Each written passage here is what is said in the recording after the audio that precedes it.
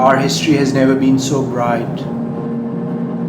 Let's find out why is this the case.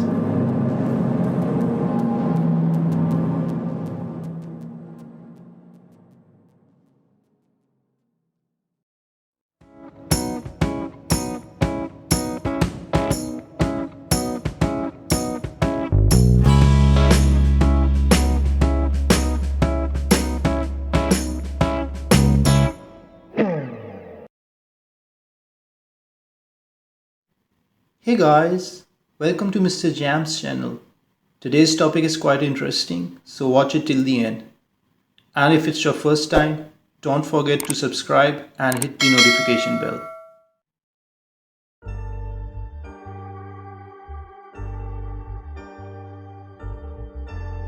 It was spring, a beautiful morning on the 16th of April.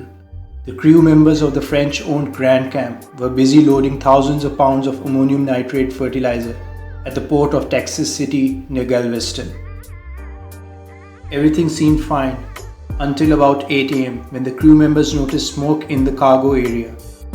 It was the same spot where 2,300 tons of the fertilizer had been stored. Suddenly, there was a state of panic. They needed to extinguish the fire, but at the same time opted not to use water to keep the consignment intact. They tried all other means to somehow contain the fire, but nothing worked in their favor. An hour after this event, the temperature of the cargo had risen to such an extent that it became very difficult to control the environment. Shortly after this, a massive explosion was heard as far as 150 miles away. This incident created havoc that led to a chain of events causing even greater damage. It had already destroyed the dock area, including the two planes flying above that region. Nearby ship carrying chemical caught fire and exploded. Buildings around that region were destroyed, leaving 2,000 people homeless. Around 500 people were killed and 4,000 got injured.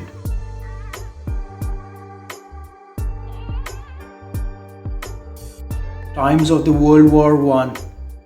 Everyone was in a state of fear and apprehension, as if this was not enough to cause pain and suffering. But sadly, and quite unfortunately, on the morning of 6 December 1917, an event took place that killed the lives of many, independently of what was going on throughout the war. A Norwegian vessel was leaving for New York City from the Halifax harbor, situated in the Canadian province of Nova Scotia. Another French vessel, Mont, Blanc, carrying tons of explosives, was passing through the same waters to join a military convoy at its destination. Normally, ships carrying such dangerous goods are required to fly a red flag warning others to keep a distance, but this was not the case. Surprisingly, the captain of the Norwegian vessel also began his maneuvers without the permission of authorized personnel. Unfortunately, it was the neglect of both parties not adhering to the guidelines and policies that led to the most devastating man-made explosion in the pre-atomic age. Both ships collided, resulting into an explosion no one can forget. 1,800 people got killed, while 9,000 were injured. It destroyed 1,600 homes. The resulting shockwave shattered windows 50 miles away, and the sound of explosion could be heard hundreds of miles away.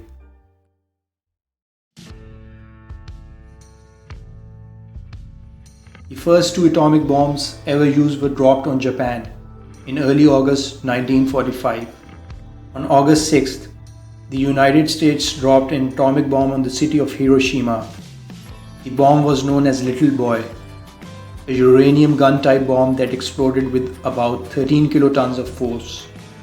At the time of bombing, Hiroshima was home to around 300,000 civilians, as well as 43,000 soldiers. It is estimated that around 100,000 to 150,000 people lost their lives as a result of this bombing. The city of Hiroshima was annihilated by the explosion. At least 70,000 buildings were damaged, and 48,000 of those entirely razed. According to one of the witnesses, I had the feeling that all human beings on the face of earth had been killed off, and only the 5 of us were left behind in an uncanny world of the dead.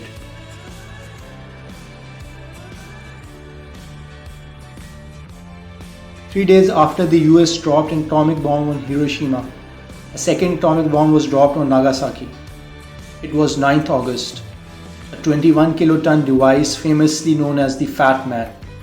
On the day of the bombing, an estimated 263,000 people were residing in Nagasaki, including 240,000 Japanese residents, 9,000 Japanese soldiers, and 400 prisoners of war. It is believed that between 40,000 and 75,000 people died immediately following the atomic explosion, while another 60,000 people suffered severe injuries.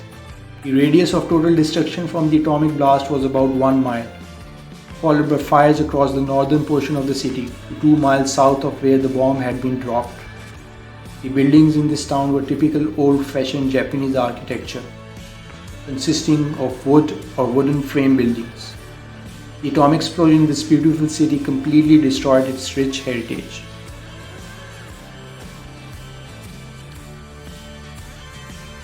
Very recently, the world faced yet another accident, one of the biggest explosions of its kind. It took place in Beirut, the capital of Lebanon. In 2013, a ship filled with 2,700 tons of ammonium nitrate stopped at the Lebanese port.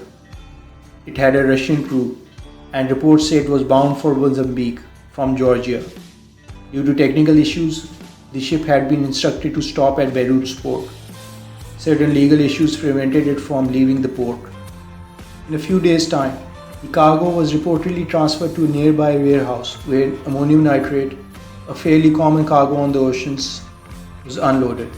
Ammonium nitrate is considered relatively safe if stored properly. However, such a large amount of material begins to decay after a long period of time. A large fire broke out in the warehouse, resulting in a massive explosion. It rocked central Beirut and sent a red-orange smoke into the air, which was briefly surrounded by a white cloud. 137 people were killed, while 300,000 people were reported to become temporarily homeless. The blast destroyed the dockside area, creating a crater approximately 140 meters wide, which was flooded with seawater. The warehouse where the initial fire explosions were observed was completely obliterated. This explosion was felt in northern Israel and in Cyprus, 240 kilometers away.